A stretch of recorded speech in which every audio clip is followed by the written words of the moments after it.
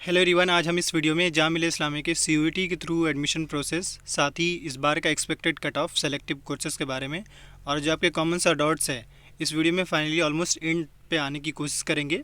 क्योंकि जो भी स्टूडेंट खासकर सीयूईटी के रिजल्ट्स के बारे में और जिन स्टूडेंट को लगता है कि हमारा सिलेक्शन होगा या नहीं होगा, इस वीडियो में हम आपको डिटेल में डिस्कस करेंगे।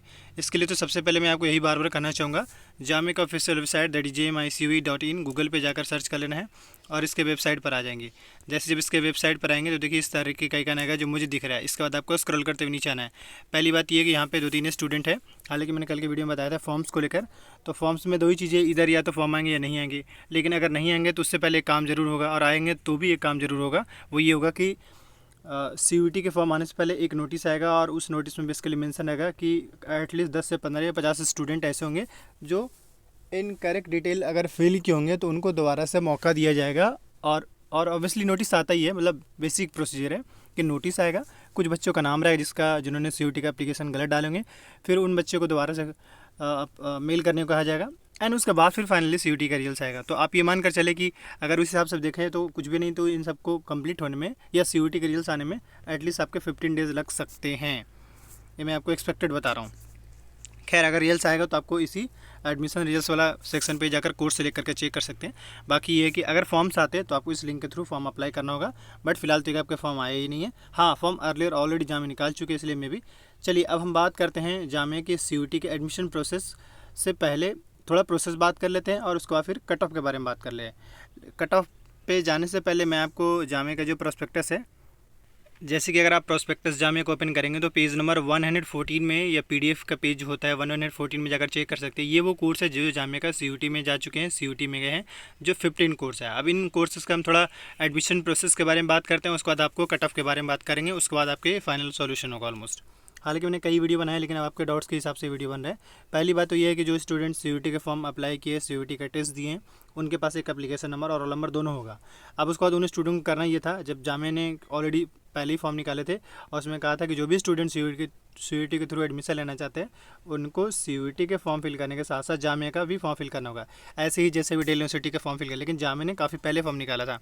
अब उसके बाद ये कह रहे हैं कि वही स्टूडेंट एलिजिबल है, उनको उन्हीं स्टूडेंट का एडमिशन का मौका मिलेगा जो 2023 में सीयूईटी के पेपर दिए हैं।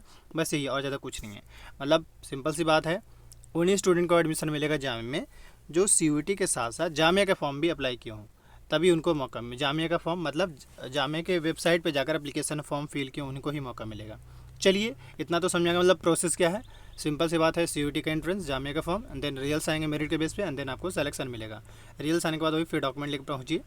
खैर, अब हम बात करते हैं फाइनली कट ऑफ के बारे में, जो कि होगा एक्सपेक्टेड। और इसमें यह है कि इस वीडियो के देखने के बाद आप फाइनली सोल्यूशन पे तो आपके लिए बेहतर होगा, वरना यूँ ही एक तो इंतजार भी करेंगे और शायद अगर आपका ना हो तो उससे बड़ा रिग्रेट कुछ नहीं हो सकता है, और फालतू का परेशान भी होंगे।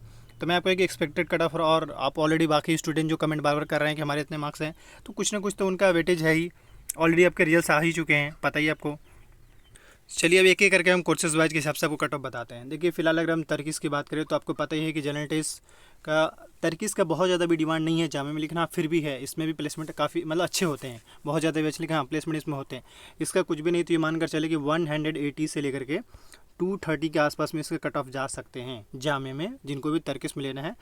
180 या 170 मिनिमम, इससे ज़्यादा कम होना, मतलब इससे कम होना मुश्किल होगा। ये मैं आपको एक्सपेक्टेड बता रहा हूँ ऑलरेडी लास्ट के हिसाब से। तो तर्कीस का समय आया।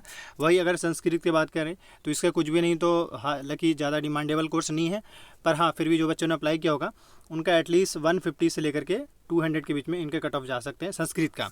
नेक्स्ट अगर हम बात करें फ्रेंच और स्पेनिश का, इसका कट ऑफ हाई रहेगा। इन दोनों कोर्स का अगर हम बात करें तो कुछ भी नहीं, आपका 200 से लेकर के 230 के बीच में लास्ट कट ऑफ रहे थे।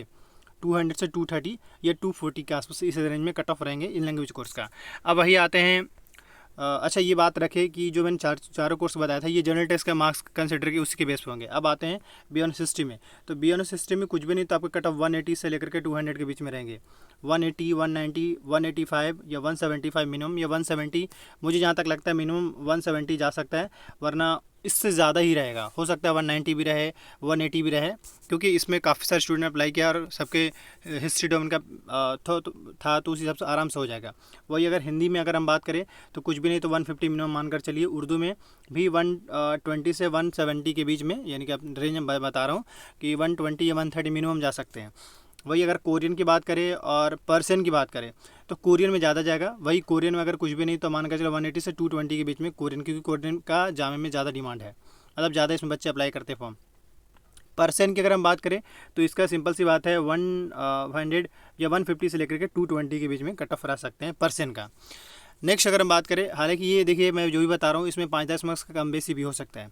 बायोटेक की बात करें तो कुछ भी नहीं, जैसे मैंने हिस्ट्री का कट ऑफ बताया था same as it is biotech का रहने वाला, क्योंकि बहुत सारे स्टूडेंट का मैंने क्वेरी दिखा है, बहुत सारे स्टूडेंट का मैंने मार्क्स भी चेक करने की कोशिश करा है, तो सभी का ऑलमोस्ट जो है, अगर इसमें बात करें बायोटेक में तो कुछ भी नहीं तो आपको 170 मिनिमम जाएंगे, वरना 180 190 के आसपास कट ऑफ जा सकते हैं। फिजिक्स में कुछ भी नहीं तो आपका 120 या 130 से लेकर के 180 के आसपास में रह सकते हैं। ये सोलर एनर्जी का, वही बीएससी फिजिक्स की अगर हम बात करें तो इसका 130 से लेकर के 180 के आसपास में रह सकते हैं कट ऑफ। और केमिस्ट्री का भी ऑलमोस्ट सेम जाने वाला होगा, और अप्लाइड मैथमेटिक्स का भी सेम लगभग रहने वाला होगा, 130 से रेंज बता रहा हूँ। वही अगर बियॉन्ड इकोनॉमिक्स की बात करें तो इसका जो कट ऑफ कुछ भी नहीं तो 150 या 160 मिनिमम रह सकते हैं, इससे ज़्यादा मतलब 180 190 भी कट ऑफ जाएंगे। तो ये मैंने बेसिकली कट ऑफ के बारे में बात किया। अब एक सवाल होगा सर कि हम जनरल से, हम ओबीसी से हैं, हम SC ST या वेमेन हैं। नॉर्मली मैं आपको एक रेंज बता रहा हूँ, इसमें बता दिया है, इससे अगर किसी का कम है तो स्टूडेंट उम्मीद कम रखे, मतलब मैंने जितने भी मिनिमम जो मार्क्स के हिसाब से वो उम्मीद कम ही रखे, मे भी 1% अगर हो जाए तो अच्छी बात है, बट उम्मीद वो कम ही रखें। खैर, ये मैं आपको एक रेंज बताया कि भाई इस रेंज के बीच में कट ऑफ जाएंगे। अब आप कहेंगे सर हम तो जनरल से हैं तो उसमें क्या होगा। देखिए नॉर्मली अगर जनरल का कट ऑफ 200 आता है, और तो फिर इतना याद रखें मुस्लिम का कट ऑफ 190 के आसपास रहेंगे, मुस्लिम वुमेन का कुछ भी नहीं तो 180 के आसपास रहेंगे। ये रेंज रह सकता है, 5-10 मार्क्स का फ़र्क रह सकता है, लेकिन कट ऑफ इसी के आसपास रहेंगे। तो इस वीडियो में मैंने आपको एडमिशन प्रोसेस, कट ऑफ के बारे में, नेक्स्ट आने वाले में क्या होने वाला होगा, मतलब आगे जामे का एडमिशन कैसे होगा, आपके रिजल्ट्स कब तक आ सकते हैं, ये सारी चीज़ें मैंने बता दिया है। बाकी इससे रिलेटेड कोई भी अगर डाउट्स क्वेरी रह गया तो आप मुझे कमेंट कीजिएगा। इस चैनल को जरूर सब्सक्राइब करिएगा, वीडियो अच्छा लगा तो लाइक करिएगा। Thank you.